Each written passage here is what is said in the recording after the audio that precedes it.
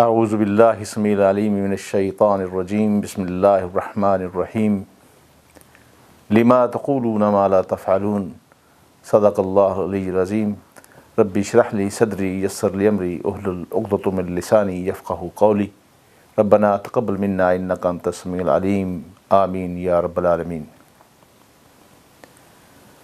ناظرین، تجزیہ پروگرام کے ساتھ میں ہوں آپ کا میزبان سمیع اللہ ملک۔ ملک اس وقت جن حالات سے گزر رہا ہے، سچی بات یہ ہے کہ ہر محب وطن آج کل بہت تشویش میں ہے، اور وہ دیکھ رہا ہے کہ ملک کے اندر جو نادیدہ قوتیں ہیں وہ کچھ اس طرح کامیابی اور کامرانی کے ساتھ اور جھومتے اور سرشار ہو کے اپنے شکار کو دبوچنے کے لیے ہم چل رہی ہیں کہ بہت سے محب وطن اب اس پریشانی میں مبتلا ہیں کہ ان قوتوں کا مقابلہ کیسے کیا جائے، اور حالانکہ یہ نادیدہ قوتیں اور ملک دشمن عناصر مٹھی بھر ہیں، لیکن اپنے وسائل کے بلبوتے کے اوپر اور اپنی سازشوں اور مکاریوں اور منافقتوں کے سبب وہ اس قدر حاوی ہوئے جا رہے ہیں کہ اب وقت آ گیا ہے کہ وہ جو خاموش اکثریت ہے محب وطن لوگوں کی، ان کی اصلاح بھی کی جائے، ان کو بتایا بھی جائے، ان خطرات سے آگاہ بھی کیا جائے اور ان کا علاج بھی بتایا جائے۔ جس طرح میں نے شروع میں قرآن کی جو ایک آیت پڑھی ہے کہ لما تقولون ما لا تفعلون، وہ بات کیوں کہتے ہو جس پہ تم عمل نہیں کرتے۔ گویا خدا کو یہ بات بڑی ناگوار ہے کہ آدمی اپنے قول و فعل اور قول و عمل سے متضاد باتیں کرے، اور متضاد ہو، اس کا قول متضاد ہو اپنے عمل سے، فعل سے۔ جیسے کہ اپنے پچھلے 2 پروگرامز میں ہم نے اثر خان کیس کے بارے میں سیر حاصل گفتگو تو نہیں کہہ سکتے، لیکن یہ ہے کہ اس میں واضح اشارے ضرور بتائے ہیں اور لوگوں کو ضرور اس بات سے آگاہ کیا ہے کہ یہ معاملہ جو ہے کس ڈگر پہ چل رہا ہے، اور یہ معاملہ اس وقت کیوں سامنے آیا جبکہ یہ 16 سال پرانا کیس تھا، اور جس کے لیے پاکستان کے ایک بہت ہی محب وطن اور غیر متنازع شخصیت جناب فخر الدین جی ابراہیم، جو کہ چیف الیکشن کمشنر ہیں، انہوں نے بھی برملا میڈیا پہ آ کے بار بار یہ کہا کہ اس فیصلے میں جو اجرت برتی گئی ہے اور جو فیصلہ جس وقت آیا ہے ابھی اس کا مناسب وقت نہیں تھا، اس سے ملک و قوم میں بہت انتشار پیدا ہونے کا امکان ہے، اور وہ آج بھی اس بات پہ قائم و دائم ہیں، اور محسوس یہ ہو رہا ہے کہ ان کی باتوں میں بڑا وزن اور بڑی گہرائی سے انہوں نے یہ باتیں کی ہیں۔ میں فوری طور پہ کوئی وقت ضائع کیے بغیر اپنے انتہائی محترم مہمان جناب عثمان خالد صاحب، جو کہ ایک سابق فوجی افسر بھی ہیں، دانشور بھی ہیں، اور اس معاملے میں ہمیشہ جب بھی اس معاملے میں جو ملکی سیاست پہ جو معاملات ہوتے ہیں اس کے بارے میں ہم ان کو زحمت دیتے رہتے ہیں، آج بھی ہم نے ان کو اس معاملے میں دعوت دی ہے، اور ہم آج سے ہو سکتا ہے کہ آج ہم سے بہت چپتے ہوئے سوال بھی پوچھیں، بہت ایسے سوال بھی پوچھیں جس کے لیے ساری قوم اضطراب میں بھی ہے، اور وہ قوم چاہتی بھی ہے کہ بریگیڈیئر عثمان خالد صاحب کی رائے بھی لی جائے کہ اس معاملے میں قوم کو یہ کیا راستہ بتاتے ہیں، یہ کون سا ایک ایسا راستہ ہوگا کہ جس راستے پہ چل کے ہم ان نادیدہ قوتوں کا مقابلہ کر سکتے ہیں، تاکہ ملک کی سلامتی اور ملک کے لیے جو قربانیاں دی گئی ہیں ان کی حفاظت اب ہمارے ذمے ہے، وہ امانت ہے ہمارے ذمے، ہم اس امانت سے کس طرح بہرہ ہو سکتے ہیں۔ آئیے چلتے ہیں جناب بریگیڈیئر عثمان خالد صاحب، بہت شکریہ جناب، آپ پھر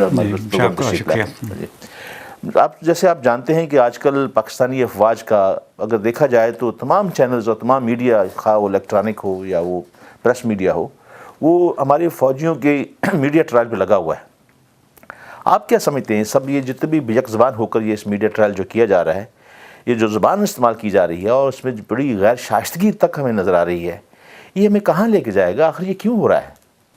یہ واقعی بہت تشویشناک صورتحال ہے، کیونکہ سولجرز جواب تو دے نہیں سکتے، اور وہ اگر ان کے کسی ساتھی سے کوئی غلطی ہو جائے اور اس کو سزا ملے تو اس کو قبول بھی کر لیتے ہیں، کیونکہ فوج میں یہ اکثر ہوتا رہتا ہے، کیونکہ ہم ایک بہت سخت ڈسپلن کے پابند ہوتے ہیں، اور اس ڈسپلن کی وجہ سے ہمیں سزائیں بھی سخت ملتی ہیں اگر ہم راستے سے بھٹک جائیں یا ہٹ جائیں۔ لیکن جب ان کا مذاق اڑایا جائے، تضحیک ہو، تو اس کو برداشت نہیں کرتے۔ اس لیے آج کل میں بہت فکر مند ہوں، اور پورے پاکستان کے لوگ جو کہ سوچ رکھتے ہیں وہ بھی فکر مند ہیں کہ جس طریقے سے اس وقت فوج کی اور فوجیوں کی تضحیک ہو رہی ہے، اس تضحیک کا مقصد کیا ہے، اور یہ کیوں اتنے جوش کے ساتھ اور کیوں بیک زبان ہو رہی ہے۔ تو اس میں زیادہ تر لوگوں کا وچ انکلوڈز می یہ خیال کرتے ہیں کہ یہ ایک سازش کا حصہ ہے، اور سازش جو ہے یہ امریکہ میں تیار کرتا ہے۔ چند مہینے پہلے یہ اعلان کیا گیا تھا امریکہ کی طرف سے کہ شاید $45 ملین پاکستان کے میڈیا کو میں ڈسٹریبیوٹ کرنے کے لیے رکھے گئے ہیں، اور یہ انہوں نے برملا کہا، اعتراف بھی کیا، اعتراف کیا۔ یہ نہیں کہ اس نے چھپائی ہوئی بات نہیں ہے کہ ہم نے پاکستان کے میڈیا کو برائب کرنا ہے، لہٰذا پاکستان کے میڈیا کو یعنی مالکان جو ہیں ٹی وی چینلز کے، ٹی وی اینکرز کو، اور بہت سارے چھوٹے موٹے جرنلسٹ کو، ہر قسم کے لوگوں کو پیسے دیے گئے۔ آپ کسی کا نام لینا پسند فرمائیں گے چینلز کو؟ اس میں Geo T V, Express T V اور دنیا ٹی وی سر فہرست ہیں، ڈان بھی اس میں حصہ لیتا ہے۔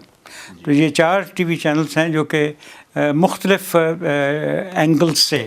ایئر وائی کا نام چھوڑ دیا آپ نے؟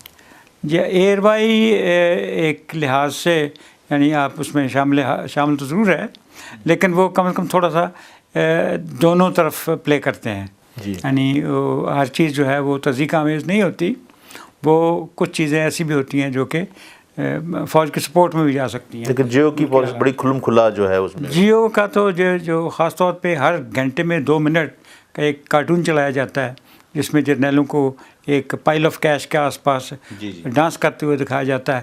اس سے تضحیک آمیز کارٹون اور اس قسم کی چیز میں نے آج تک کبھی کسی ملک کے کسی میڈیا میں آج تک نہیں دیکھی، اور یہ روزانہ ہو رہا ہے اور ہوتا جا رہا ہے، حالانکہ اس کے اوپر پروٹیسٹ بھی ہوئے ہیں، لیکن اس سے یہ لوگ باز نہیں آئے۔ سر یہ آپ کو یاد ہوگا، بلکہ ہم سب جانتے ہیں، واقف ہیں اس بات سے کہ سوویت یونین کو توڑنے کے لیے امریکہ اور اس کے تمام ہواری افغانستان کے اندر، یعنی انہوں نے بھی اس وقت بھی اپنے میڈیا کے اوپر ایسی تضحیک آمیز نہ تو زبان استعمال کی، نہ سب پروپیگنڈا کیا، اور نہ ہی یعنی روس کے لوگوں کو، یعنی اس وقت روس کی جو قیادت تھی اس کے خلاف اکسایا۔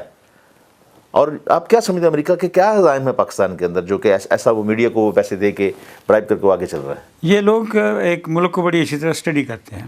سوویت یونین میں کمیونسٹ پارٹی کا رول تھا، اور وہاں پر اس چیز کی اجازت نہیں تھی کہ لوگ اپنی بھیڑ کی بولیاں بولیں، تو سوویت میڈیا میں سوویت یونین کی بات کی جا سکتی تھی، لہذا وہاں پر ان کا جو طریقہ واردات تھا وہ پاکستان سے مختلف ہے۔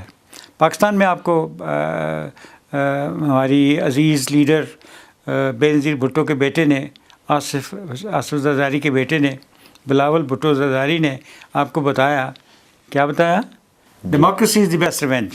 جی یعنی عوام سے بدلہ لینے کا طریقہ ڈیموکریسی کے ذریعے جو ہو سکتا ہے وہ کسی اور طریقے سے نہیں ہو سکتا۔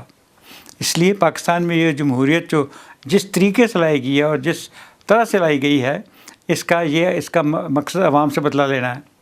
عوام کے دل میں فوج کے لیے محبت ہے، عوام کے دل میں پاکستان کے لیے محبت ہے، کیونکہ پاکستان اور فوج لازم ملزوم ہے۔ جب ایک ملک آزاد ہوتا ہے اور غلام ملک میں صرف فرق ایک ہی ہوتا ہے، آزاد ملک کی اپنی فوج ہوتی ہے، غلام ملک میں پرائی فوج ہوتی ہے۔ ایگزیکٹلی۔ تو جس کی اپنی فوج ہو اور اس فوج کا اگر تضحیک کرا دیے شروع ہو جائے تو وہ اس ملک کی آزادی خطرے میں پڑ جاتی ہے، اور اس لیے ڈیموکریسی کے ذریعے پاکستان میں جس طریقے سے اس کو ڈسٹیبلائز کیا جا سکتا تھا اور کیا جا رہا ہے وہ سوویت یونین میں نہیں ہو سکتا تھا، لہذا انہوں نے اس چیز کو بڑے طریقے سے اسٹڈی کر کے یہ طریقہ واردات اختیار کیا ہے۔ یہ ایسٹ پاکستان میں بھی یہ آزمودہ طریقہ تھا، وہاں پر بھی ڈیسٹیبلائزیشن ہوئی اور وہاں پر سبورسیو استعمال کیے جائے، اور اس قسم کا پروپیگنڈا تھا، اس کی پوری بنیاد جو جھوٹ پر تھی کہ ویسٹ پاکستانیوں نے بڑا ظلم کیا اس لیے وہ علیحدہ ہو گئے۔ ابھی اس ظلم کی مثال تو کوئی نہیں، کون سا ظلم ہوا؟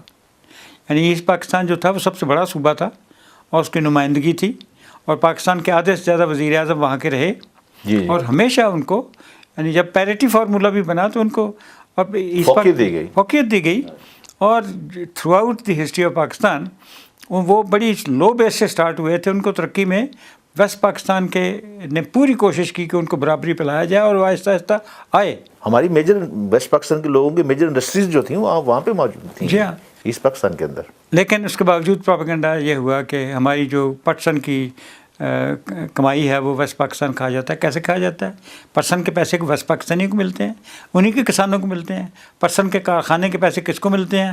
وہیں کے کارخانوں کو ملتے ہیں۔ یہ کیسے کہا جاتا ہے؟ جیسے آج کل یہ پروپیگنڈا ہو رہا ہے کہ سوئی گیس جو ہے وہ پنجاب کھا جاتا ہے، پی جاتا ہے اور استعمال کر جاتا ہے، کیا مفت کر جاتا ہے؟ اگر ہم گندم بیچتے ہیں بلوچستان کو تو پیسے لے کے دیتے ہیں، ہم کسی کے سر پہ احسان کرتے ہیں. لیکن یہ پروپیگنڈے ہوتے ہیں، اور یہ پروپیگنڈے کرنے والے لوگ جن کو میں سبورسیو کہتا ہوں، عوام میں تفریق پیدا کرنے کی، عوام میں تفریق پیدا کرتے ہیں. اور یہ لوگ امریکہ کے پیڈ ایجنٹ ہوتے ہیں، ان سے ان کو انسٹرکشنز ملتی ہیں کہ کیا کہنا ہے، کس طرح کہنا ہے، اور پھر اس طریقے سے اس کو ڈینائی کرنے کے لیے کوئی نہیں ہوتا. ابھی آپ دیکھیں، ابھی آپ جس سے کہہ رہے ہیں کہ پوری بیک زبان ہو کر سارا میڈیا جو ہے وہ ایک ہی بات کر رہا ہے. یعنی کوئی ان سے یہ سوال نہیں پوچھ سکتا تھا کہ تم اتنے بڑے لوگوں نے، president of Pakistan, chief of army staff, DG ISI، جن کا اپنا کوئی انٹرسٹ نہیں ہے، ایک پیسہ نہیں انہوں نے اپنے جیب میں ڈالا، ان کا کیا انٹرسٹ تھا کہ انہوں نے بے نظیر کو سیک کیا، پھر انشور کرنے کی کوشش کی کہ وہ الیکشن نہ جیت سکے؟ کوئی وجہ تھی؟ وجہ کوئی نہیں پوچھ رہا. اسی طریقے سے جھوٹ چلتا رہتا ہے، اور سچ بولنے کی نہ کوئی سوال پوچھتا ہے اور نہ سچ بولنے کی کسی کو ضرورت ہوتی ہے. آج کل اس لیے جو میں خطرہ محسوس کر رہا ہوں، اور جو میں بہت خوفزدہ ہوں، ذاتی طور پہ خوفزدہ ہوں، کہ پاکستان میں جو حالات ہیں وہ اس ڈگر پہ چل رہے ہیں کہ پاکستان کے فیوچر کو سبورسیو سے بہت زیادہ خطرہ ہے، کیونکہ ان کو کوئی ٹوکنے والا نہیں، بلکہ میں تو یہ کہوں گا کہ ہماری جو حکومت ہے وہ ان کی حامل آتی ہے، ان کو سپورٹ کرتی ہے. اور سب سے بڑے لوگ، ابھی دیکھیں سب سے بڑی سبورسیو پاکستان میں اس وقت آسما جہانگیر ہے، اور اس کو سب سے بڑا انعام بھی دیا گیا، اس کو پریزیڈنٹ آف بار ایسوسیشن بھی بنایا گیا. اور ابھی 2 دفعہ اس کے نامینیٹڈ بندے جیت چکے ہیں بار میں. اور جب نواز شریف صاحب ایک لسٹ بھیجتے ہیں تو اس میں بھی آسما جہانگیر کا نام ہوتا ہے بطور next prime minister of Pakistan. یہ انٹرم پرائم منسٹر میں اس کا نام ہے. یعنی یہ حد ہو جاتی ہے جب آپ برین واش ہوتے ہیں، جب آپ کی سبورشن اس انتہا پر پہنچ جاتی ہے کہ ہر وہ بندہ جو کہ ملک سے وفادار نہیں ہے اس کو وفادار کہا جاتا ہے، اور جو وفا نہیں کرتا اس کو بے وفا اور غدار کہا جاتا ہے. یہ حالت ہو جاتی ہے. آپ نے ابھی سبورشن کی بات کی تو مجھے وہ جنرل رومیل کی بات یاد آ رہی ہے، جس کا ایک مقولہ تھا کہ جھوٹ کو اس قدر پھیلاؤ کہ وہ سچ نظر آئے. بالکل. اور وہی آج کل جنرل رومیل کا ہی شاید پروپیگنڈا جو ہے وہ اسی کا جو مقولہ ہے اسی پہ ہمارا شاید میڈیا کام کر رہا ہے. لیکن بڑی صاحب آپ مجھے یہ بتائیے کہ اس میں تو کوئی شک نہیں کہ اس وقت پاکستان کا جو نیوکلر ہے وہ ڈیٹرنٹ ہے پاکستان کے لیے. اس کا جو ہے پاکستان کا مستقبل اور اس کا دفاع جو ہے ہمارے نیوکلر سے جڑا ہوا ہے. اور ہم سب جانتے ہیں کہ یہ اس نیوکلر کی سب سے بڑی جو قوت تھی اس کو بچانے کو بنانے میں اور یہاں تک لانے کے لیے، اس میں سب سے زیادہ بڑی جو بات ہے وہ فوج کے ہاتھ میں تھی، اور فوج نے اب تک اس کو سنبھالا ہوا ہے. آپ کیا سمجھتے ہیں کہ کیا ہماری سیاسی جماعتوں کو اور دوسری جو لوگ ہیں ان کو اس بات کی سمجھ نہیں ہے کہ بھی اس نیوکلر کے بارے میں جو باتیں، یعنی امریکہ کے عزائم کیا ہیں نیوکلر کے بارے میں؟ آپ کا کیا خیال ہے اس کے بارے میں؟ یہ بات پہلے تو کلیئر کرنے کی ضرورت ہے کہ پاکستان میں یہ نیوکلیر پروگرام دفاع کے ہاتھ میں کیوں رہا اور اس کی دفاعی طور پر کیا اہمیت ہے. ہمارا جب سے پاکستان ماضی وجود میں آیا ہے، ہمارا ہندوستان کے ساتھ جھگڑا ہے کشمیر کے اوپر، اور اس کے اوپر 3 لڑائیاں ہو چکی ہیں، اور چوتھی لڑائی اگر کارگل کو بھی شامل کیا جائے تو اس کو بھی 4 لڑائیاں ہو چکی ہیں. ان 4 لڑائیوں میں یہ بڑی بات دیکھی کہ پہلے 3 لڑائیوں میں جب بھی لڑائی شروع ہوئی کشمیر کے معاملے میں، خواہ پہل ہم نے کی یا کسی اور نے کی، لیکن وہ لڑائی انڈو پاکستان وار ہو گئی. اور چونکہ ہمارے وسائل انڈیا سے محدود ہیں اور آل آؤٹ وار جو ہے وہ ہم چند ہفتوں سے زیادہ لمبی نہیں لڑ سکتے تھے، لہٰذا آل آؤٹ وار ہو گئی تو بڑی جلدی سیز فائر ہو گیا اور لڑائی جو ہے وہ کنکلوسیو نہ ہو سکی. لیکن جب چوتھی لڑائی ہوئی کارگل کی تو انڈیا نے آل آؤٹ وار اس کو نہیں بنایا. بالکل. لہٰذا نیوکلیئر ڈیٹرنس کا جو ایک بہت بڑا لیسن ہے وہ یہ ہے کہ اب اگر کشمیر کے اوپر لڑائی ہو تو وہ کشمیر میں ہی رہے گی، وہ آل آؤٹ انڈو پاکستان وار نہیں بنے گی. اس کا مطلب یہ ہے نہ صرف یہ کہ ہم پاکستان کے دفاع کر رہے ہیں، ہم پاکستان کے مقاصد، اعلیٰ ترین مقاصد جیسے کشمیر کی آزادی ہے، ان کو پایہ تکمیل تک پہنچانے کے لیے بھی اب ہم اس قابل ہو گئے ہیں. لیکن میں آپ سے، میرا سوال یہ تھا آپ سے کہ کیا ہمارے پاکستانی جو سیاستدان ہیں ان کو یہ بات سمجھ میں نہیں آ رہی؟ اس کی کیا آپ توجہ بتائیں گے؟ اس کی 2 وجوہات ہیں. ایک تو یہ ہے کہ یہ جیسے میں یہ آرگومنٹ آپ کو دے رہا ہوں، یہ آرگومنٹ پاکستان کے پریس میڈیا اور یہ جو انٹلیکچوئلس دانشور کہلاتے ہیں وہ یہ بات نہیں کہتے.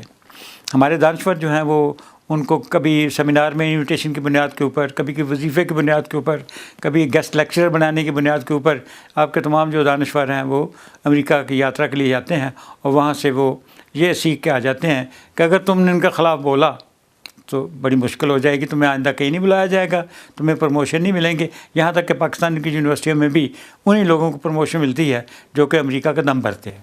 تو گویا آپ یہ سمجھتے ہیں کہ اس وقت جتنے بھی لوگ ہیں ہمارے سیاستدان جو ہیں یہ کسی نہ کسی طریقے سے امریکن لابی کے زیر اثر چلے گئے ہیں؟ جی، سیاستدان پہلے دانشور آتے ہیں، پہلے دانشور آتے ہیں ان کا زیر اثر. اور دانشور چونکہ آپ کے آج کا ریڈیو ٹیلی ویژن کا زمانہ ہے اور انہیں کی کیا آپ ان لوگوں کو دانشور کہیں گے جو کہ ملک کے خلاف پروپیگنڈا کر رہے ہیں، امریکہ کے زیر اثر آ کے امریکہ کے دام میں پھنسے ہوئے، انہیں آپ دانشور کہیں گے یا سبورسر کہیں گے؟ دانشور میں سبورسر میں کوئی فرق تو رکھیں آپ. سبورسو ہیں، سبورسے ہیں، لیکن اس کو ہم دانشور کہتے ہیں کیونکہ جب ہم ان کو انٹروڈیوس کرتے ہیں میڈیا میں، اور میڈیا ہی آپ کا ایک امیج کریٹ کرتا ہے. جی بالکل. اگر اس نے آپ کو دانشور کہنا شروع کر دیا تو آپ دانشور ہو گئے، آپ کو سبورسو کہنا شروع کر دیا تو آپ سبورسو ہو جائیں گے، آپ کو غدار کہنا شروع کیا تو آپ غدار ہو جائیں گے، آپ کو محب الوطن کہنا شروع کر دیا تو آپ محب الوطن ہو جائیں گے. لہٰذا میڈیا کی وجہ سے آپ کا ایک پرسیپشن کریٹ ہوتا ہے. اسی وجہ سے آج کے پروگرام کا مقصد بھی یہی ہے کہ یہ اس وقت میڈیا میں ایک بہت بڑا کیمپین جو چل نکلا ہے، اس کے پیچھے ایک بہت بڑی سازش نظر آتی ہے. اور اس سازش میں ابھی ہمارے جو سیاستدان ہیں، جس کو میں سب کو نہیں کہوں گا کہ محب الوطن نہیں ہیں، کچھ تو ایسی پارٹیاں ہیں پاکستان میں جو کہ پاکستان کے خلاف شروع سے تھی، کچھ ایسی پارٹیاں ہیں جو پاکستان کے بننے کے بعد ماض وجود میں آئیں، لیکن انہوں نے اپنے آپ کو سیکولر پارٹی کہا یا ایتھنک پارٹیز کہا، اور ان کو انڈیا اور امریکہ کی طرف سپورٹ ملی. لیکن محب الوطن پارٹیاں ہیں ایسی، یہ نہیں کہ پاکستان میں ایسی نہیں ہیں، لیکن وہ سبورسو دانشور جو ہیں وہ اتنے چھائے ہوئے ہیں کہ ان کو بھی جرت نہیں ہوتی. جیسے میں نے ابھی مثال دی ہے کہ میاں نواز شریف، جن کو میں بالکل ہرگز سبورسو نہیں کہوں گا، کہ وہ بھی جب لسٹ دیتے ہیں پرائم منسٹر کی تو اس میں آسمان جہانگیر کا نام شامل کر لیتے ہیں. بلکہ انہوں نے آسمان جہانگیر کا نام ہی دیا، بلکہ اس سے آگے بڑھ کے انہوں نے یہ بھی کہا ہے کہ سرخان کیس کے بارے میں ان فوجیوں کو فوراً گرفتار کر کے مقدمہ بھی چلایا جائے. یعنی یہ حالت یہ ہوتی ہے سبورشن کی انتہا، کہ یہ جن کو ہم محب الوطن سمجھتے ہیں اور جو ہیں محب الوطن، ان کی بھی زبان لڑکھڑا جاتی ہے محب الوطن کو محب الوطن کہنے کے لیے. بروس صاحب ایک اور سوال، آپ کے اسی جواب سے ایک اور سوال میں آپ سے کرنا چاہوں گا کہ آپ سب جانتے ہیں کہ کیری لوگر بل کے بارے میں بہت زیادہ ہم نے اپنے پروگرام میں آگاہی بھی دی، لکھا بھی، آپ نے بھی، میں نے بھی، ہم سب نے لکھا اس کے بارے میں. اس کی کچھ جو تین بڑی خطرناک شکیں ہیں اس کے اندر، اس کے بارے میں بھی آپ کو پتہ ہے کہ وہ کیا شکیں ہیں اور ہماری ملک کی سلامتی کے خلاف کس قدر وہ جا رہی ہیں. آپ نہیں سمجھتے کہ بھی اب زرداری کے جو اس کیری لوگر بل کے بعد زرداری کے عزائم کھل کے ہمارے سامنے آ گئے ہیں، اور یعنی پاکستان کے اس نیوکلیر پاور کے بارے میں، کیری لوگر کے بارے میں تو صاف ہے کہ اس کو ختم کرنے کا ان کا پروگرام ہے.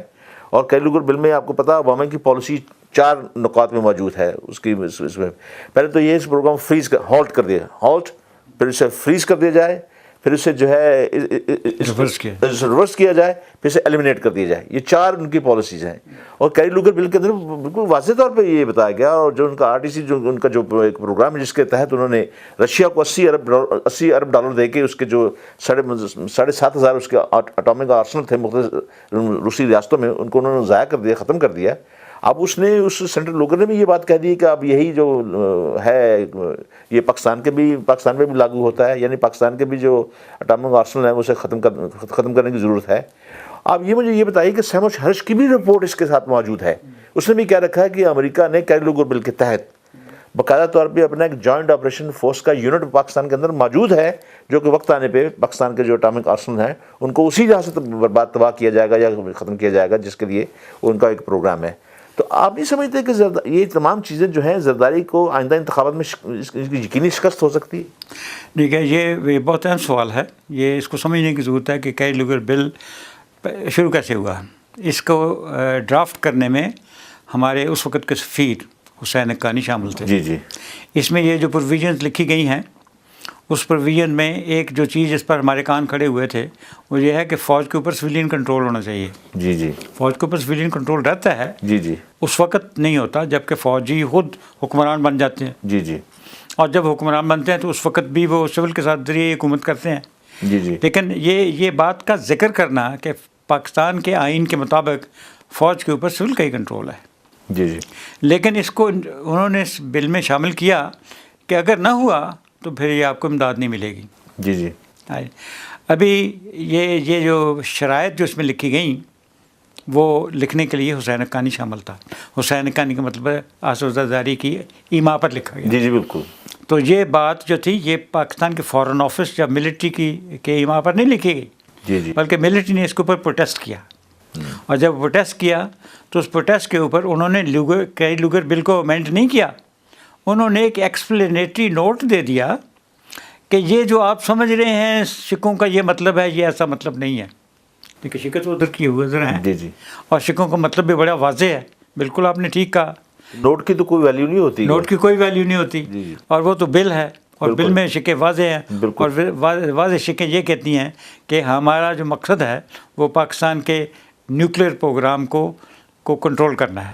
لیکن یہ فرمائیے کہ جب تک اس نیوکلیئر پروگرام کے اوپر ہماری فوج کا کنٹرول ہے تو زرداری پھر کیری لوگر بل کے جو یہ شکیں ہیں اس پہ کیسے عمل درآمد کر سکتے ہیں؟ یہ مشکل ان کو کنٹینیوسلی پیش آ رہی ہے, اور یہ مشکل کو سالو کرنے کے لیے انہوں نے کئی دفعہ یہ اسکیمیں بنائی ہیں. پہلے جب وہ بمبئی کا اٹیک ہوا تو ہم تیار تھے کہ یہ جو آئی ایس آئی ڈائریکٹریٹ ہے یہ فوج سے کے نیچے سے نکال کر اس کو رحمان ملک کے نیچے کر دیا جائے. جی جی, یوسف گیلانی جب پہلے امریکی دورے پہ جا رہے تھے تو اسی رات انہوں نے یہ کیا, اور گھنٹے کے بعد سے واپس بھی لینا پڑا, وہ لینا پڑا کیونکہ فوج نے پروٹیسٹ کی وجہ سے. جی جی, اور یہ بہت ڈیسٹیبلائزنگ تھا, اور جہاں تک کہ یہ فیئر کیا جا رہا تھا کہ اس کی وجہ پر اس کی بنیاد کے اوپر کہیں فوج کو الٹا نہ کر دے. وہ ڈرے کو الٹا سے تھے, وہ کسی اور پریشر سے نہیں, اس ڈر کے مارے انہوں نے 1 گھنٹے میں واپس لے لیا. لیکن کیونکہ یہ بات بالکل کلیئر تھی کہ اس کا مقصد یہ نہیں ہے کہ فوج پر سول کا کنٹرول کرنا, کیونکہ I S I directorate prime minister کے نیچے ہوتی ہے. جی جی, لیکن اس کا جو آپریشنل کنٹرول ہے وہ فوج کے نیچے, فوج کے پاس. لیکن اس کا جو اس کے باقی ایک آپریشنل کنٹرول ہے کہ یعنی کیا کرنا ہے, اس کو آبجیکٹیوز دیتا ہے اور فنڈ دیتا ہے, وہ پرائم منسٹر کا دفتر سے جاتے ہیں. جی, تو وہ ان کو آبجیکٹیوز دیتا ہے کہ کون سا کام کر سکتے ہو کون سا نہیں کر سکتے, لہٰذا اس کے اوپر پرائم منسٹر کا کنٹرول ہے. جی, اسی طریقے سے فوج کو رول اور جو ہے وہ سول گورنمنٹ دیتی ہے. لیکن اس کو یہ کہنے کی کیا ضرورت پیش آئی, اوسٹینسبلی انہوں نے کہا کہ ہم یہ چاہتے ہیں کہ آئندہ فوج ٹیک اوور نہ کرے, اگر فوج نے ٹیک اوور کیا تو ہم آپ کی امداد کر دیں گے. یہ ایکسپلینیشن ہے ان کی. جی جی, لیکن حقیقت یہ نہیں ہے. حقیقت یہ ہے کہ فوج کا کنٹرول نیوکلیئر پروگرام کے اوپر ہے. جی جی, اور یہ ابھی تک کوئی سسٹم جو بھی ڈیوائس ہوا ہے پاکستان میں, وہ جو کمانڈ کنٹرول اتھارٹی کہی جاتی ہے, اس میں سویلین لوگ بیٹھتے تو ہیں, لیکن رحمان ملک بھی بیٹھتا ہے. یہ حد یہ ہے پاکستان کے نیوکلیئر پروگرام کتنا سیف ہے, جتنا کہ آپ ریلائے کر سکتے ہیں اس کے اوپر. لیکن فوجیوں کو اتنی سمجھ ہے کہ کیا بتانا ہے کیا نہیں بتانا, لہٰذا آپریشنل کنٹرول وہاں پر بھی فوج کے ہاتھ میں ہے. یعنی کس زمانے میں آپ دیکھتے ہیں کہ جب امریکہ کا پریزیڈنٹ چلتا تھا اس کے ساتھ ایک ریڈ باکس چلا کرتا تھا جس کے اوپر نیوکلیئر ٹریگر ہوتا تھا. جی جی, ابھی اس قسم کی کوئی چیز نہیں ہوتی. ابھی یہ ہے نا, اس کا جو سسٹم ہے وہ ایک ہائیلی کانفیڈینشیل, امریکہ میں بھی ہائیلی کانفیڈینشیل ہائیلی سیکریٹ ہے, اور پاکستان میں بھی اسی طریقے کا جو نظام ہے, لیکن اس کو کوئی ایک بندہ نہ چلا سکتا ہے نہ روک سکتا ہے. جی جی, اور جب کنسنسس ہوگا between the authority that be, یعنی فوج کے سول کے اور حکومت کے درمیان کیبنٹ اپروول ہوگا تو تب یہ باتیں ہوں گی. تو لہٰذا کمانڈ کنٹرول اتھارٹی چونکہ فوج کے آپریشنل کنٹرول میں ہے, اس لیے یہ کامیاب نہیں ہو سکے. آپ کو نوٹ کیا ہوگا زرداری صاحب شروع میں جب بھی امریکہ جاتے تھے $100 بلین مانگتے تھے. جی بالکل. $100 بلین کس کا مانگتے تھے؟ انہوں نے اپنے یہودی دوستوں کو بتایا ہوا تھا کہ جناب ہم نیوکلیئر پروگرام جو ہے اس کو رول بیک کرنے کے لیے تیار ہیں, $100 بلین ہم کو دے دو. یہ سیمور ہرش نے اس سے انٹرویو میں کہا تھا. اس نے کہا, اور ہارٹ جو اخبار ہے اسرائیل کا, اس نے ایڈیٹوریل لکھا کہ یہ اچھا سودا ہے. جی بالکل. $100 بلین زیادہ نہیں ہے, اس سے زیادہ تو آپ افغانستان میں اڑا چکے ہیں, عراق میں اڑا چکے ہیں. یہ تو ایک نیوکلیئر پاور ایک اپنے آپ کو تباہ کرنے کے لیے تیار ہے, تو اس کو $100 بلین تو اچھا سودا ہے, اس کو لے لو. لیکن یہ ہوا کیوں نہیں؟ کیونکہ یہ فوج کے کنٹرول میں تھا, آپریشنل کنٹرول کا فوج کے اوپر ہاتھ. آپ کے ان دونوں جوابات سے میں ایک اور میرے ذہن میں صاحب ایک سوال آ رہا ہے. جیسے کیری لوگر بل کے بارے میں آپ نے کہا کہ اس کی شکیں بنانے میں یہ حسین حقانی کا ایک بہت بڑا رول تھا, اور اس حسین حقانی کے پشت پہ کیونکہ زرداری بیٹھے ہوئے تھے, اور یہ زرداری صاحب کا آپ نے یہ بھی بتا دیا کہ $100 بلین کے عوض وہ اس کو بالکل رول بیک کو ختم کرنے کے لیے تیار تھے. تو یہ میمو گیٹ جو آیا, یہ میمو گیٹ جو سازش جو تھی, اور فوج خود اس میں ایک فریق تھی, اور عدالت میں ثابت بھی ہو گیا کہ یہ باقاعدہ طور پہ ایک فوج کے خلاف ایک سازش تھی. تو اس کے بارے امریکہ اور یعنی اس کے یعنی زرداری کے مابین, تو اس کے بارے میں آپ کی کیا رائے ہے؟ یہ بھی بہت انٹرسٹنگ چیز ہے. اسامہ بن لادن جب پکڑا گیا یا برآمد ہوا PMA کے گیٹ سے چند 100 میٹر کے فاصلے کے اوپر، آپ کو یقین ہے کہ اسامہ بن لادن نہیں تھا؟ وہ مجھے جو یقین ہے میں پچھلے پروگرام میں آپ کو بتا چکا ہوں، میرے خیال میں وہ تھا ہی نہیں ادھر، لیکن بہرحال اس لیے آپ اسی جواب سے میں نے دہرایا میں نے. بہرحال میں یہ ہے کہ یہ دنیا کو تو یہی بتایا گیا کہ ہم نے ادھر اس کو پکڑ لیا، لہٰذا پاکستان کی بڑی بدنامی ہوئی. لہٰذا فوج اس حالت میں نہیں تھی کہ اس وقت کوئی بھی اگر ایکشن دیا جاتا تو اس کو رزسٹ کر سکتی. جی. لہٰذا انہوں نے ابھی زرداری صاحب نے اگین حسین حقانی کے تھرو یہ پیغام پہنچایا کہ اس وقت موقع ہے کہ فوج کا جو اعلیٰ کنٹرول کمانڈ کنٹرول کا نظام ہے اس کو تبدیل کیا جائے. اور وہ کیا تبدیلی چاہتے تھے کہ جیسے امریکہ میں ایک نیشنل سیکورٹی ایڈوائزر ہوتا ہے، جی. تو اس طریقے سے حسین حقانی کو نیشنل سیکورٹی ایڈوائزر کے عہدے پر فائز کیا جائے، اور تینوں جو کمانڈنگ چیف ہیں وہ اپنی مرضی کے لگائے جائیں، اور اس کے بعد جو نیوکلیئر پروگرام کے اوپر آپ جو چاہتے ہیں وہ ہم کر دیں گے. جی. یعنی یہ ہے اس کا لب لباب، وہ جو میمو لکھا گیا ہے یہ اس کا لب لباب ہے، یہ انہوں نے کہا. لیکن وزیر صاحب یہ بتائیے کہ اگر یہ لب لباب ہے تو منصور اجاز جو کہ اپنے آپ کو امریکن بھی کہتا رہا ہے، کہتا بھی ہے، اور اس نے بار بار کہا کہ میری ساری لائلٹی ہر چیز جو ہے میری وہ امریکہ کے ساتھ ہے، تو پھر منصور اجاز نے اس اسکیم کا بھانڈا کیوں پھوڑ دیا پھر؟ اس کی بھی دو وجوہات ہیں. ایک تو یہ کہ یہ جو انیشیٹو ہے یہ پاکستان کی طرف سے تھا، امریکہ کی طرف نہیں تھا. اگر اس کو سازش کہا جائے، سازش میں دو فریق ہوتے ہیں نا. جی. جب ایک طرف سے سازش کے لیے لوگ تیار ہوں، دوسری طرف سے لوگ نہ تیار ہوں، تو وہ سازش ہو نہیں سکتی. لہٰذا یہ سازش جو تھی یہ اس کو پتہ چل گیا. کس کو پتہ چل گیا؟ فوج کو پتہ چل گیا. جی. فوج کو جب پتہ چلا تو یہ کامیاب نہیں ہو سکتی تھی، لہٰذا اس کا الٹا افیکٹ ہو سکتا تھا کہ سول حکومت کے خلاف کو الٹا ہو سکتا تھا. جی. پھر یہ اسی ڈر میں، اس خوف کے مارے کہیں کو الٹا نہ ہو جائے، لہٰذا انہوں نے اس پر ہاتھ روکا. جب ہاتھ روکا تو پھر امریکہ کے لیے بہت ضروری تھا کہ وہ یہ ثابت کرے پاکستان کی حکومت کو اور پاکستان کے عوام کو اور پاکستان کی ملٹری کو بہت ری ایشور کرے، کیونکہ ملٹری کے بغیر ان کا گزارا نہیں ہوتا افغانستان میں. جی بالکل. اس کو ری ایشور کرنے کے لیے انہوں نے یہ اس کا بانڈا پھوڑ دیا کہ دیکھو ہم آپ کے ساتھ ہیں.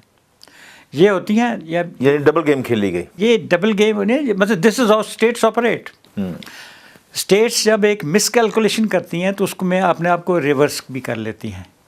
کوئی آدمی، کوئی عقل والا بندہ ایسے کرتا ہے، یعنی آپ سے غلطی ہو جائے تو آپ اس کو ریورس کرنے کی آپ میں اہلیت بھی ہونی چاہیے اور قابلیت بھی ہونی چاہیے.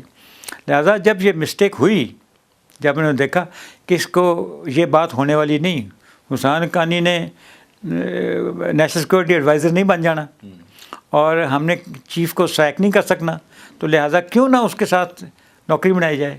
لہٰذا انہوں نے اس کو فلی سپورٹ کر دیا، اور آپ نے دیکھا اس کے بعد اس کا نتیجہ یہ ہوا کہ جنرل کیانی کو 3 سال کی ایکسٹینشن دے دی گئی. جی. تو لہٰذا یہ بات جو تھی یہ یعنی سازش یک طرفہ تھی، دو طرفہ نہیں تھی. اور دوسری طرف جو تھی، جب اس کو ریئلائز ہوا کہ یہ کتنی خطرناک گیم ہے جو کہ اسد زرداری صاحب کھیل رہے ہیں، اور اس نے اس میں حصہ لینے سے بھی انکار کیا اور اسکیم میں فردر اس کو پروسیڈ کرنے سے بھی انکار کر دیا. اچھا صاحب، میں پھر اپنے اس یعنی پروگرام کے جو ابتدا میں جو پہلا آپ سے سوال کیا تھا، میں اس کی طرف لوٹنا چاہتا ہوں، کیونکہ بہت سی چیزیں آپ نے اس میں پھر نئی آ گئی ہیں. ابھی جو فوج اور فوجی میں جو بڑی بری طرح تنقید ہو رہی ہے، بلکہ میں تنقید سے آگے ایک لفظ استعمال کروں کہ بڑی تضحیق و تذلیل کی جا رہی ہے آپ کے سامنے ہے کہ ہر آدمی جو ہے جھوٹتا ہے اور بغیر کسی ثبوت کے وہ کر رہا ہے. فوج بھی اس کے معاملے میں جواب میں خاموش ہے.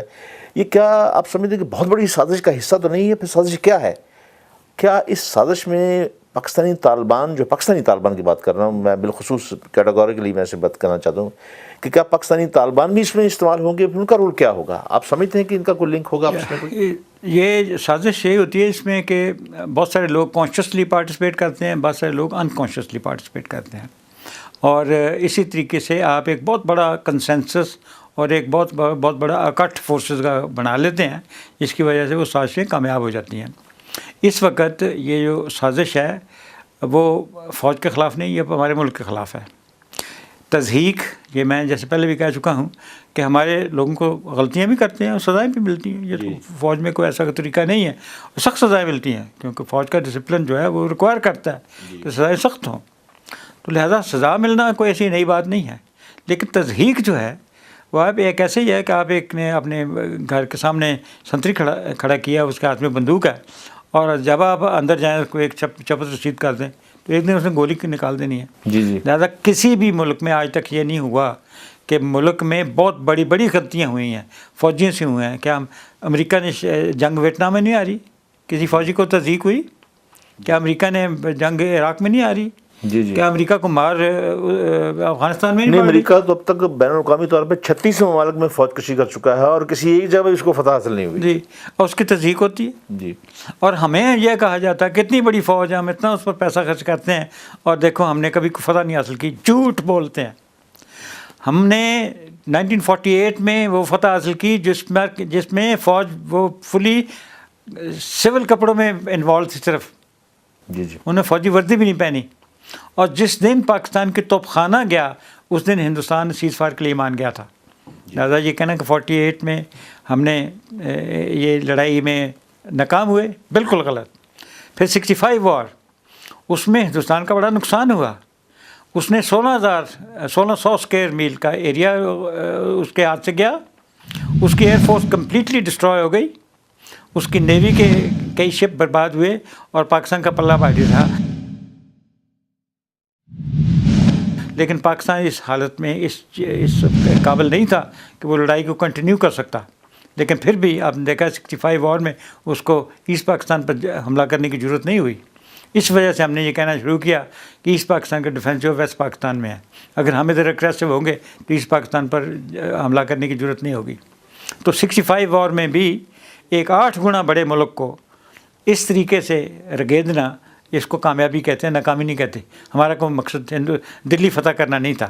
ہاں، ہمیں کشمیر کو لینے میں ناکامی ہوئی، وہ ہمیں احساس ہے، اور اس کا میں پہلے کئی پروگراموں میں ذکر کر چکا ہوں.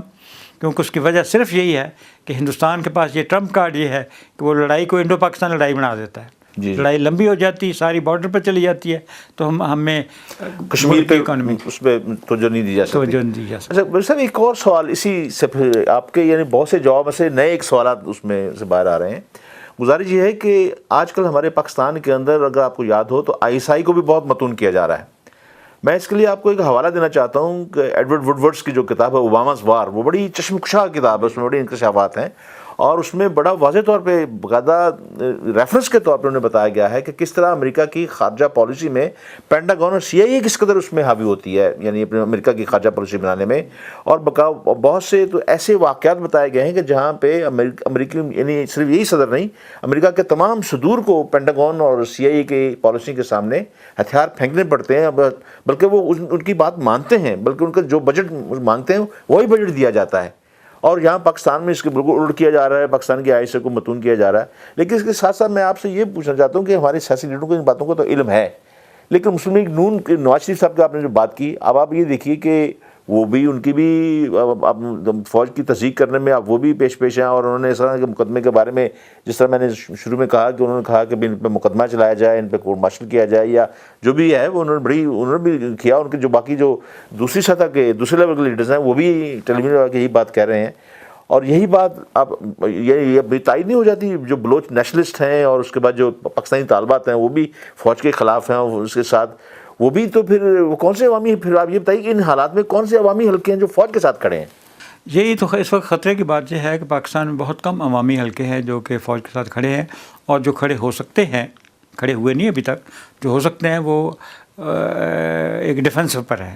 وہ محسوس کرتے ہیں کہ ابھی ہم نے فوج کے ساتھ کو کھڑا ہوا تو شاید اس کی کرٹیسزم شروع ہو جائے. کیونکہ میڈیا کی پاور جو ہے وہ اتنے زور اور اتنے جوش سے اور اتنے زور کے ساتھ یک زبان ہو کر وہ فوج کے اوپر چڑھائی کی ہوئی ہے کہ ابھی وہ لوگ جو ہے وہ گریز کرتے ہیں فوج کے حق میں بولنے سے.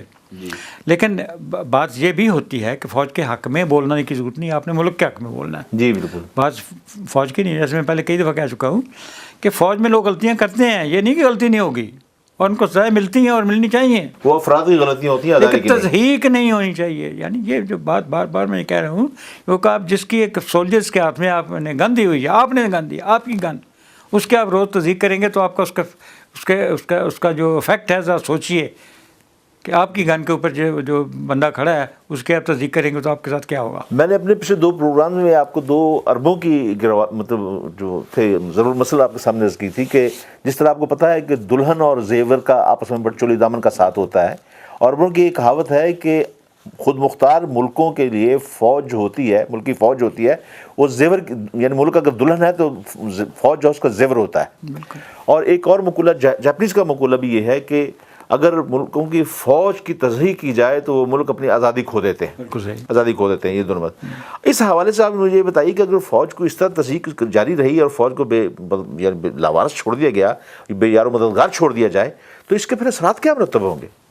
یہ خطرے کی بات ہے، کیونکہ یہ 1971 وار جس کا میں ذکر کرنا چاہتا تھا یا نہیں، 1971 وار میں یہ تقریباً ہوا. یعنی ہم نے ایسٹ پاکستان میں لڑائی شروع ہوئی اور اس میں پروپیگنڈا ویسٹ پاکستان کی طرف سے، لیڈروں کی طرف سے، سیاستدانوں کی طرف سے یہ پروپیگنڈا، دو غلط پروپیگنڈے ہوئے. ایک تو ہم نے ان ویسٹ ایسٹ پاکستانی پر ظلم کیا، دوسرا یہ ہے کہ اگر ہم اقتدار مجیب الرحمان کو دے دیتے تو پاکستان نہ ٹوٹتا. نہیں، سیاستدانوں نے تو گول میز کانفرنس کر کے اگر طلعت سازش کیس ختم کروا کے مجیب الرحمان کو رہا بھی کروایا. تو سیاستدانوں کا جو رول جو تھا وہ بھی اس لیے جو خطرناک بات یہ ہے کہ اس وقت بھی رول اسی قسم کا ہے. لیکن ملک کو دو لخت کرنے کی جو الزام ہے وہ فوج پہ آ رہا ہے، فوج پہ بھی آ رہا ہے اور بھٹو پہ آ رہا ہے.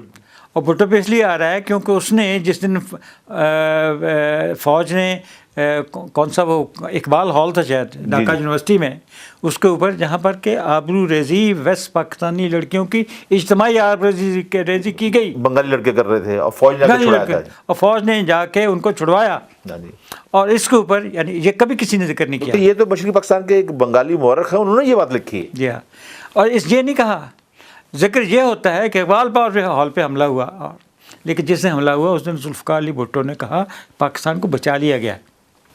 لہٰذا ہم نے کس کو بلیم کیا ہے؟ ہم نے ذوالفقار علی بھٹو کو بلیم کیا ہے کہ اس نے کہہ دیا ادھر تم ادھر ہم، جو جائے گا ایسٹ پاکستان میں اس کی ٹانگیں توڑ دوں گا. حقیقت جو ہے وہ بیان نہیں کی جاتی. حقیقت یہ تھی کہ یحییٰ خان ملا مجیب الرحمان کے ساتھ اور اس نے اس کو پرائم منسٹر کے آپ الیکشن جیت گئے، آپ پرائم منسٹر بن جائیے. اس نے اس آفر کو ایکسیپٹ کیا. 3 دن تک یہی بات، اور یہ بات ریڈیو پہ، ٹیلی ویژن پہ اور اخبارات میں اناؤنس ہوئی. یہ ہیڈ لائن نیوز تھی اس دن کی. ملک کا آئندہ وزیر اعظم جو ہے وہ مجیب الرحمان ہوگا. اور یہ بات یعنی یحییٰ خان نے ڈھاکے میں اناؤنس کی.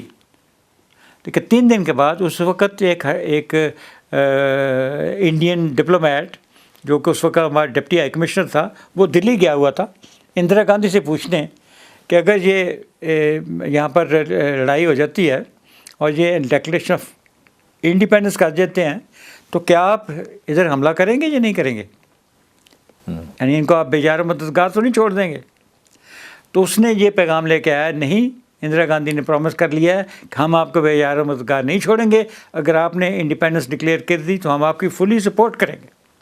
جب اس کو یہ پیغام ملا تو اس نے یحییٰ خان کو پیغام بھیجا دیا کہ جناب میں وزیر اعظم نہیں بن سکتا ہوں، اور اپنے آپ کو اریسٹ کے لیے اس نے آفر کر دیا. ہوشیار آدمی تھا نا. یہ بریف اس کو دی کہ اگر وہ چلا جاتا باقیوں کی طرح کلکتہ جہاں پر انہوں نے گورنمنٹ نے ایگزائل بنائی تھی، پھر لوگ اس کو غدار کرنے میں آسانی ہوتی. لہٰذا اس نے اپنے آپ کو آفر کر دیا، اریسٹ کر لو مجھے جا کے. وہ آپ نہیں سمجھتے کہ یہ راہ کی پالیسی تھی؟ کیونکہ راہ سب سے یعنی راہ نے کچھ تکلیف پہنچی جب مجیب الرحمان کو وزیر اعظم کی تقرری کا پروانہ ملا، اور جب کہا گیا کہ بھائی وزیر اعظم بن جائیں گے، اور راہ نے ہی اس کو مجبور کیا مجیب الرحمان کو کہ آپ وزیر اعظم کی جو ہے اس کو ٹھکرا دیں. اور یہی اس قسم کی اسکیم ابھی بلوچستان میں بن رہی ہے. اور یہ ابھی اختر مینگل صاحب جو ادھر آئے ہیں، جو اپیرنٹلی لگتا یہ ہے کہ یہ صرف بلوچستان کی بچت اس وجہ سے ہے کہ بلوچستان کی سرحد انڈیا کے ساتھ نہیں ملتی، کو اگرتلہ کانسپریسی ادھر ہو نہیں سکتی. لہٰذا ان کو امریکہ اور اسرائیل کے ذریعے اپنی اسکیم کو پایہ تکمیل تک پہنچانا پڑتا ہے. لیکن ہمارے حساس داروں نے تو باقاعدہ طور پہ شواہد کے ساتھ حکومت پاکستان کے جو کابرین ہیں ان کو یہ بتایا ہے کہ اس وقت بلوچستان کے اندر تقریباً 7 ملکوں کی انٹیلیجنس جو ہے ان کے ادارے جو ہیں کام کر رہے ہیں پاکستان کو توڑنے کے لیے. برسا میں اسی سوال سے جیسے آپ نے کہا مجھے ایک اور بھی خطرہ پیدا ہو گیا ہے، جیسے آپ نے بلوچستان کا بھی ذکر کیا. اگر فوج کا تضحیح کا معاملہ ایسے چلتا رہا تو اس کے اثرات کیا ہوں گے؟ دیکھیں یہ اثرات تو ڈر یہی لگتا ہے نا کہ اس پاکستان والے حالات دوبارہ ہوئے تو اس پاکستان والے حالات پیدا ہو سکتے ہیں. اگر اس پاکستان میں حالات پیدا ہو گئے تو پھر کیا ہوگا؟ پھر کیا کریں گے؟ اس وقت جو ہماری اس پاکستان کے حالات کے بارے میں ایک اور چیز پر میں اضافہ کر دوں، اس کا بھی آپ ذرا ڈیٹیل سے بتائیے گا. آپ کو اس بات کا بہت باخبر ہیں آپ.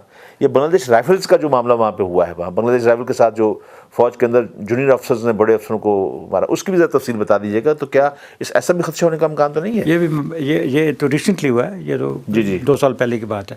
لیکن یہ جو 1971 وار میں ہوا، یہ بہت اہمیت کا عمل ہے، کیونکہ ایسٹ پاکستان میں جو باتیں ہوئیں وہ بھی بنگال میں، وہ بلوچستان میں ریپیٹ ہونے کے چانسز ہیں. ابھی فرق یہ ہے اس سچویشن میں، آج کی سچویشن میں، آج پاکستان نیوکلیر پاور ہے. جی. لہٰذا نیوکلیر پاور کو پاکستان کو ڈی نیوکلرائز کرنے کے لیے امریکہ کو ڈائریکٹلی انٹروین کرنا پڑے گا.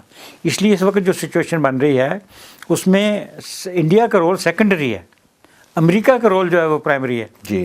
پچھلی دفعہ جو تھا ایسٹ پاکستان کے علیحدگی میں امریکہ کا رول سیکنڈری تھا، انڈیا کا پرائمری رول تھا. اس نے حملہ کیا، اس نے سازش کی. جی جی. ابھی یہ جو بلوچی نیشنلسٹ ہیں ان کو ڈائریکٹلی CIA اور موساد سے سپورٹ ملتی ہے، را سے بھی ملتی ہے. لیکن را جو ہے ایک قسم کا ذیلی ادارے کے طور پہ کام کر رہا ہے، لیکن ڈائریکٹلی ان کو جو انسٹرکشنز مل رہی ہیں وہ اس وقت موساد اور CIA سے مل رہی ہیں. جی بھائی صاحب، وقت بہت تیزی سے بھاگ رہا ہے اور سوالات ابھی بڑے امپورٹنٹ اور بھی آپ کے یعنی جوابات سے نکل رہے ہیں. مجھے یہ فرمائیے کہ اگر ایک فوجی ٹیک اوور ہو گیا تو کیا عوام پھر فوج کے ساتھ کھڑے ہو جائیں گے؟ اس وقت جو فضا پیدا کی جا رہی ہے اور یہ سب جو پروپیگنڈا اس وقت پریس میں ہو رہا ہے، اس کی بڑی اس کی خواہش لوگوں کی جو سبورسرز ہیں وہ یہی ہے کہ فوج اس بات سے خوف کھاتے ہوئے یہ کام کرے ہی نہ. جی. لیکن یہ کام فوج کو اس لیے نہیں کرنے پڑتے کہ اس کی خواہش ہوتی ہے. یہ ہمیشہ پروپیگنڈا کیا جاتا ہے کہ فوجی جرنیل جو ہیں ان کو تو چین نہیں آتا جب تک وہ کوٹرا نہ کر لیں. یس، اس قسم کے لوگ رہے ہیں، اور جب آپ شیر کے اوپر سوار ہو جائے تو اترنا بڑا مشکل ہو جاتا ہے. یہ ٹھیک ہے، لیکن اس کے محرکات یہ نہیں ہوتے کہ ہم اقتدار پہ قبضہ کر رہے ہیں. محرکات یہ ہوتے ہیں کہ آپ کو خطرہ ہوتا ہے آپ کی اپنی حکومت سے، کہ یہ اپنی نااہلی کی وجہ سے یا دشمن کے اعلی کار بننے کی وجہ سے کہیں ہماری شکست کا باعث نہ بن جائے. یہ وجہ ہوتی ہے. اور آج بھی اگر یہ دوبارہ یہ بات اس قسم کی سچویشن آ گئی اور قوم کلیئر ہو گئی، یہ آپ کی، میری اور میڈیا کے اس ایلیمنٹس کی ڈیوٹی ہے کہ ہم یہ بات کلیئر کرتے رہیں کہ اس وقت جب یہ حالات ہو جی، جیسے شیخ رشید کبھی کبھی کہتا ہے کہ ستو یہ بیٹھے ہیں کیا کر رہے ہیں. جی جی. تو یہ اس قسم کی باتیں کہنے کی ضرورت ہے، کیونکہ جب ملک کا دفاع خطرے میں ہو، ملک کی سالمیت خطرے میں ہو، اور خطرہ کس سے ہو؟ اپنی ہی قیادت سے خطرہ ہو، تو اس وقت اس کے علاوہ اور کوئی چارہ نہیں رہتا کہ آپ فوج کو ہے وہ حاکم وقت کو علیحدہ کر کے اس کی جگہ کسی اور کو بٹھائے. بھائی صاحب، اس وقت ملک میں کوئی بھی صورتحال آپ ہمارے سامنے کو تسلی بخش نظر نہیں آ رہی. کوئی بھی پہلو آپ اٹھا کے دیکھ لیں، نہ لا اینڈ آرڈر کا مسئلہ آپ دیکھ لیں، معیشت کا مسئلہ دیکھ لیں، اور کچھ چیزیں دیکھ لیں، ساری دگرگوں ہیں اور ملک تیزی کے ساتھ جو ہے ڈکلائن کی طرف جا رہا ہے. آپ یہ فرمائیں کہ محب وطن لوگوں کو اس وقت ان کا کردار کیا ہونا چاہیے، ان کو کیا کرنا چاہیے؟ ان کا کردار جو ہونا چاہیے آپ اور میں اس وقت ادا کر رہے ہیں. اس وقت ہمیں سبورسو کو آئیڈینٹیفائی کرنا ہے، سبورشن کی تھیمز کو آئیڈینٹیفائی کرنا ہے، اور دشمن کے ارادوں کو بے نقاب کرنا ہے. دشمن کے ارادے اس وقت یہ ہیں کہ سبورسو کے تھرو آپ میں نفاق پھیلایا جائے، اور وہ نفاق وہ TTP والے بھی ہیں، وہ BLA والے بھی ہیں، اور وہ نجم سیٹھی بھی ہیں، اور وہ حسن نثار بھی ہے، اور آسما جہانگیر بھی ہیں. اس قسم ہود بھائی اور اس قسم کے بہت سے لوگ ہیں جن کو ہم سب بڑی اچھی طرح جانتے ہیں ان لوگوں کے ذریعے. لیکن ان کا اگر کسی نے جواب نہ دیا اور ان کا کاؤنٹر پروپیگنڈا اگر نہ ہوا تو پھر یہ لوگ کامیاب ہو سکتے ہیں، جیسے کہ 1971 میں یہ کامیاب ہو گئے تھے. تو ابھی ہماری جو محب الوطن لوگوں کی ڈیوٹی بنتی ہے کہ ان چیزوں کو ایکسپوز کیا جائے، اور جب ایکسپوز ہو جائیں گی تو پاکستان میں محب الوطن لوگوں کی کمی نہیں ہے. پھر یہ لوگ یعنی اب جس کو میں خاموش اکثریت جو ہے، خاموش اکثریت میں بہت لوگ ہیں، یعنی مسلم لیگ نون، تحریک انصاف اور ریلیجس پولیٹیکل پارٹیز، جب ان کو ملا دیں تو یہ پاکستان میں 2/3 میجارٹی، اور انہوں نے ون کی بھی ہوئی ہے. جی جی. 1997 کے میں جو انتخاب ہوا تو اس میں 2/3 میجارٹی انہوں نے جیت لی تھی. جی جی. اور اگر جیت لی تھی اس وقت تو آج بھی جیت سکتے ہیں، لیکن اس وقت ان میں اتحاد نہیں، نفاق ہے. پھر صاحب آخری ہمارے پاس 4 منٹ 2 منٹ باقی ہیں. یہ فرمائیے کہ یہ کرائسس کو اپرچونٹیز میں تبدیل کرنے کے لیے لازمی بات ہے کہ ہمیں کسی ایک بہترین ادارے کی، ویزیبل لوگوں کی اور ویژنری لوگوں کی، لیڈروں کی اس میں ضرورت ہوتی ہے. آپ اس بات سے اتفاق کرتے ہیں؟ جی. پھر بتائیے کہ اس وقت ہمارے ملک میں کون سا ایسا لیڈر یا کون سی ایسی طاقت یا کون سا ایسا ادارہ ہے جو ہم سمجھتے ہیں کہ ملک کی نیا کو اس طوفان سے نکال کے باہر لے کے جا سکتا ہے؟ ایک دفعہ پاکستان کونسل بنی تھی چند مہینے پہلے، وہ کسی وجہ سے اس پر بھی مذاق اتنا اڑایا گیا اور اتنا خلاف پروپیگنڈا ہوا جس کی وجہ سے وہ ایک قسم کی ایک غیر فعال ہو گئی ہے، لیکن اس کو فعال کیا جا سکتا ہے، اور ایک ادارہ یعنی ایک ان دی شیپ آف دفاع پاکستان کونسل ایک موجود ہے جو کہ فعال کی جا سکتی ہے، اور ہم آپ مل کے اس کو فعال کرنے کی کوشش کریں. اور یہ ہمیں یہ کہنا کہ وقت کی ضرورت ہے ان کو فعال کرنے کا. دوسری ساتھ یہ ضرورت ہے کہ ہم یہ جو اپنی بڑی کانسٹیٹوئنسی ہے مسلم لیگ نون کی اور تحریک انصاف کی، ان کے ساتھ ملائیں، کیونکہ یہ وقت کی ضرورت بھی ہے اور عوام کی خواہش بھی ہے. اور اگر تم عوام کی خواہش کے اوپر پورا نہیں اترتے تو یہ مت سمجھنا کہ تم کو اقتدار مل جائے گا.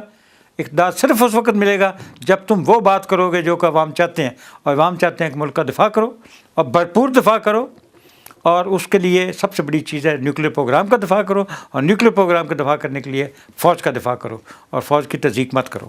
بہت شکریہ. یعنی آخری جو پیغام نے دیا ہے کہ فوج کی تضحیک بند ہونی چاہیے. ناظرین، آپ نے آج دیکھا کہ ہم نے بہت تیزی میں لیکن بڑے اہم سوالات کی طرف برویز صاحب کی توجہ دلائی، اور اس کے جوابات بھی آپ کے سامنے آئے، اور آپ نے یہ دیکھ لیا کہ اس وقت سب سے بڑا جو خطرہ جو ہے ملک کو، وہ ملک کے جو ڈٹرنس ہے، ملک کا جو نیوکلیر پاور ہے، اس کو کیپ اپ کرنے کا، اس کو ختم کرنے کا ہے. اور جس طرح میں نے ذکر کیا کہ کیری لوگر بل کے اندر واضح شکیں موجود ہیں، اور یہ کوئی نئی بات نہیں ہے، کیونکہ امریکہ، جیسے ہم نے آپ کو یہ بھی آپ کو بتایا، یہ بھی تاریخ کا حصہ ہے کہ جس طرح امریکہ نے روس کو $80 ارب دے کے اس کے 7,500 نیوکلیر جو وار ہیڈس تھے ان کو روس کی 3 ریاستوں میں جو موجود تھے ان کو وہیں پہ ضائع کر دیا گیا. آج وہ اسی شرط کو، اسی معاملے کو، اسی بات کو وہ پاکستان کے اندر بھی اسے وہ لانا چاہتے ہیں، اور پاکستان کی جو نیوکلیر پاور ہے اس کو سبوتاژ کرنے کے لیے کام شروع ہو چکا ہے، جس کے لیے وہ چاہتے ہیں کہ امریکہ کی، آپ کو یہ پتہ ہوگا کہ امریکہ نے اپنے انخلاء کا وقت جو ہے 2014 دے رکھا ہے، لیکن بعض لوگ اب بھی اس پہ جو ہے وہ اس پہ شک کر رہے ہیں. بلکہ طالبان کے جو لیڈر ملا عمر جو ہیں، انہوں نے یہ بات کہی ہے، انہوں نے کہا کہ وقت کی گھڑی جو ہے وقت کی گھڑی ہے وہ امریکہ کے پاس ہے، لیکن اس وقت کے اوپر ہم حاوی ہوں گے اور ہم حاوی ہیں. یہ اس معاملے میں آپ دیکھ لیجئے کہ لیکن جو جو بہت بڑی پاورز ہیں جو اس وقت امریکہ کو ایک قسم کے رول کر رہی ہیں، را اور موساد، یہ دونوں، ان کی شدید خواہش ہے کہ پاکستان کے نیوکلیر پروگرام کو جو ہے وہ کس طریقے سے امریکہ کے انخلاء سے پہلے سارٹ آؤٹ کر دیا جائے، جس کے لیے تمام سازشیں چل رہی ہیں اور تمام کام یہ چل رہے ہیں.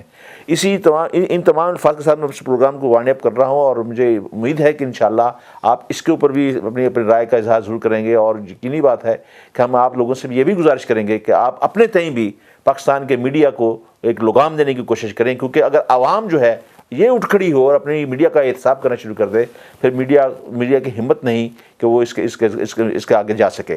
اسی الفاظ کے ساتھ اجازت دیجیے، انشاءاللہ اگلے پروگرام میں اس نئے موضوع کے ساتھ، جس میں پاکستان کا دفاع بھی ہوگا، پاکستان کی سلامتی کا ذکر بھی ہوگا، اس کے ساتھ آپ کے ساتھ حاضر ہوں گے.